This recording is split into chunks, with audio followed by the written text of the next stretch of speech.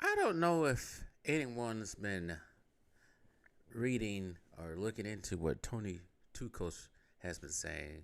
Toni Kukoc, former Chicago Bull, won 3 championships during the Jordan era. After that, he went to the Philadelphia 76ers, then Atlanta Hawks, the Milwaukee Bucks. He is now a Hall of Famer due to his time in Croatia and playing overseas. Not so much a Hall of Famer in terms of the NBA, but he was a bigger influence and considered a little bit better overseas. So that's why he is in the Hall of Fame. I think he's in the FIBA Hall of Fame too, because there's a FIBA Hall of Fame, Naismith Hall of Fame, College Basketball Hall of Fame. I think it is. Yeah, so it's 3 different Hall of Fames you can be in, and I think there's only a handful of players that are in the FIBA Hall of Fame, Naismith Hall of Fame, and College Basketball Hall of Fame. I think Jordan's one. I think Hakeem is another one. It's crazy. But anyways, Joakim Noach. Tony Two Coach has been saying some interesting things. I think it was a couple weeks ago. He said that Nikola Jokic is now on the level of a Lottie Divac in terms of being at center. He has said that Jordan wasn't a very good general manager, as he's talking about his time owning and managing the Charlotte Hornets, Charlotte Bobcats. He's also said that Scottie Pippen is it the same Scottie Pippen that he known from his days in Chicago. So he's been talking a lot lately. But there's one thing that he said that it's kind of interesting to at least me. I don't know about y'all, but it was kind of interesting to me. So he said Tony Kukoc said on the difference in coaching in Europe and the U.S. with the increase in player salaries, the authority of the coaches have decreased. Um, so let's see what he says. I'm reading from this article, Basketball Network. Naismith Hall of Famer Tony Kukoc believes that there's a significant difference between how basketball coaches are treated in the United States and Europe. In a sit-down interview with Sports Club, the Croatian native broke down why coaches in the United States are less empowered. So, this is what he says, quoted, I believe that with the increase in player salaries, the authority of coaches has decreased. I don't want to speak poorly of the NBA, but it's a fact that many coaches have lost their jobs because they wanted to clash with certain players. And there are 2 or 3 players that go to the owner. He's like this, like that. In the case where 2 players have contracts worth 200 to 300 million, and the coaches have 5, 6, 7, 3 million, it's much easier to replace the coach than those players. Kukoc explained. So that's very much obvious. I think we've seen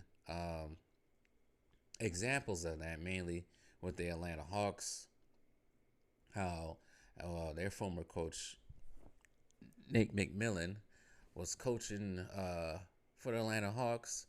Basically, since Trae Young was there, I think it was the 2021 season. He turned that team around. Nick McMillan turned that team around. Next thing you know, they're in the Eastern Conference Finals and the 2021 playoffs, and they haven't really been the same since he's been let go. Some of that's because Trae Young and him didn't get along well, and you know who's gonna win that battle every time, especially with these GMs that are kind of wimpy to the comes to the players because they want to keep the players. So guess what? Coaches gotta go by.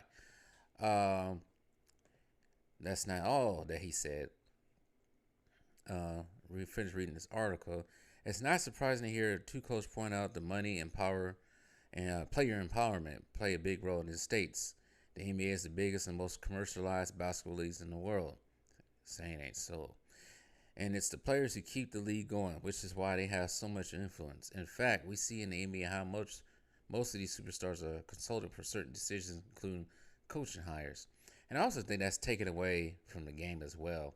And when I mean that by that, then players like, I don't want him as coach. He'd be too authoritative. And it's like, that's what you guys need. And then they get a new coach, and then they fail. It reminds me of a team, but I ain't going to say that team's name. and it ain't the Lakers. Um, in Europe, it's a complete opposite. It's often the coaches who determine how to run the team on the court. The players are part of the system instead of being the system. This is why many basketball analysts and fans compliment European basketball for being more team oriented. It's rare for players in Europe, even the big time ones, to go up to their management and have their coaches dismissed after a year or two of having a disappointing season. Uh, Now, there are European coaches in the league, as this article say. Toni Kukoc hopes to see several of the coaches in the league that are from Europe blossom. Now, he goes on to talk about there's some European coaches are highly anticipated or appreciated. I don't know why I say anticipated. Highly appreciated in America. They respect that they are from a different school. I can't even pronounce his name. I think it's the I can't pronounce his name. Zeliko or Bovovich. I don't even think I pronounced that right. Could work in the NBA, but I'm not sure how players would accept his style. Igor Koslov, I think he used to coach the Suns at one point in time. And Darko, I think it's the coach. I can't pronounce these names, but I think he's talking about the coach from the Toronto Raptors, who's now coaching that team. And then he talks about the recently passed coach that was coaching, assistant coach for the Golden State Warriors, saying that he had a bright future. Steve Kerr often asked him for his opinion. He respected his ideals. He understood the value of a different view of basketball brought from Europe.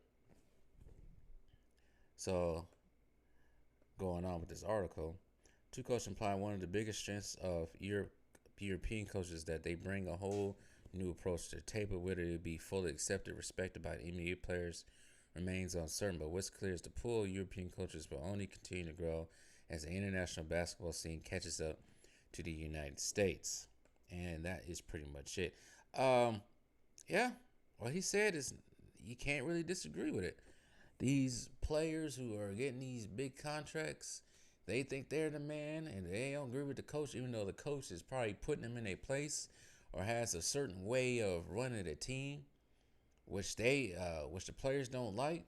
That coach is gone, which is really unfortunate.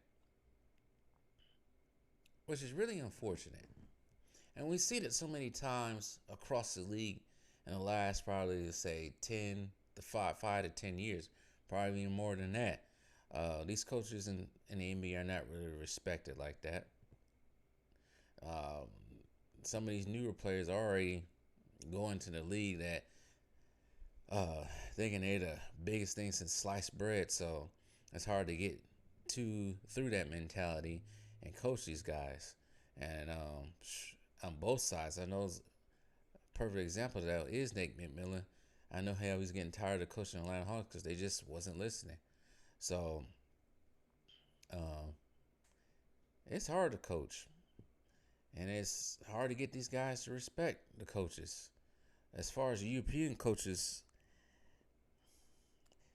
they probably gonna have a tough time if we got a superstar who's making that much money on their team.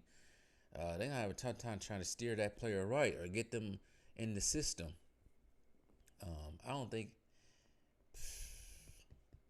I don't see any European coach coaching some big time play. I think a couple of the European coaches are on teams. I think like the Toronto Raptors are on teams that don't really have superstars and got younger players who haven't been in the league that long, haven't made that much money, haven't got a name for themselves, and they really got no options other to listen to the coach. Now, if we try to put a coach like a European coach on the Lakers or something like that, or the Bucks or whoever, he's gonna have a tough time. But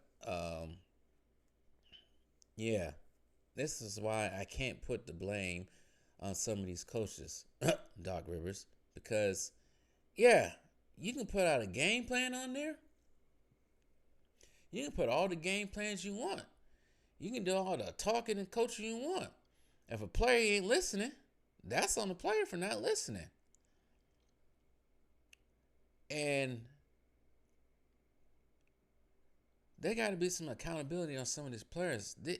Some reason, this generation, younger generation of fans or whoever, they have a hard time putting accountability on the players at times.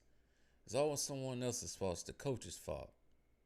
The coach did this. Coach, it's just like, come on now. At some point in time, there has to be some type of accountability.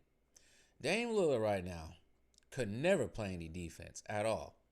Defense, yeah, you can yell in his face and tell him to play defense, but defense is an effort thing.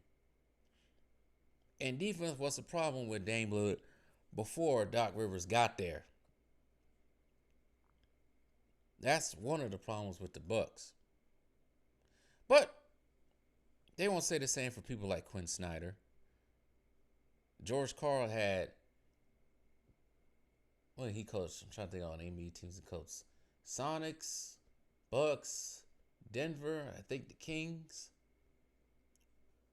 I want to say it was somebody before that, but those are the teams I can think of. He didn't get the same smoke. So I know a certain subscriber is going to try to argue his way for that, but it's funny though. It's funny how JJ Redick wants to put the blame on Doc Rivers for the Clippers choking, but I do recall JJ Redick being a starter and nowhere to be found during some of those games, but he never put the accountability. Yeah, we just lost, but he blames Doc Rivers, but doesn't blame himself. See what I mean? See where I'm going with that? But some of you guys won't understand that. But anyways, that's all I gotta say.